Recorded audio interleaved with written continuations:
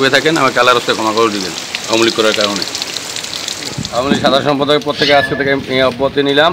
আমি আর মনে প্রাণে আওয়ামী লীগকে ঘৃণা করি। আওয়ামী লীগকে আমি মনে কোনোদিন আর ঠাঁই দিব না। আওয়ামী লীগ চোরের দল।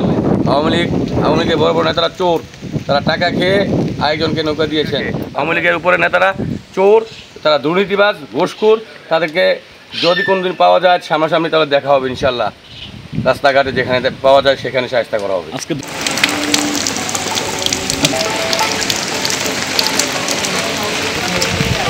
আওয়ামী লীগ সাধারণ সম্পাদকের পদ থেকে আজকে থেকে অব্যাহতি নিলাম।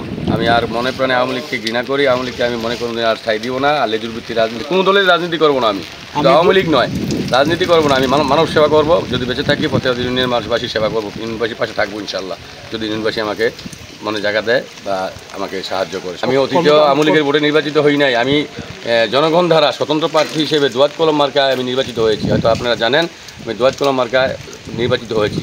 আমি কাউন্সিলিং বোর্ডে ফার্স্ট হয়েছিলাম। আওয়ামী লীগ চোরের দল। আওয়ামী লীগের বড় বড় নেতারা চোর, তারা টাকা খেয়ে আরেকজনকে নৌকা দিয়েছেন।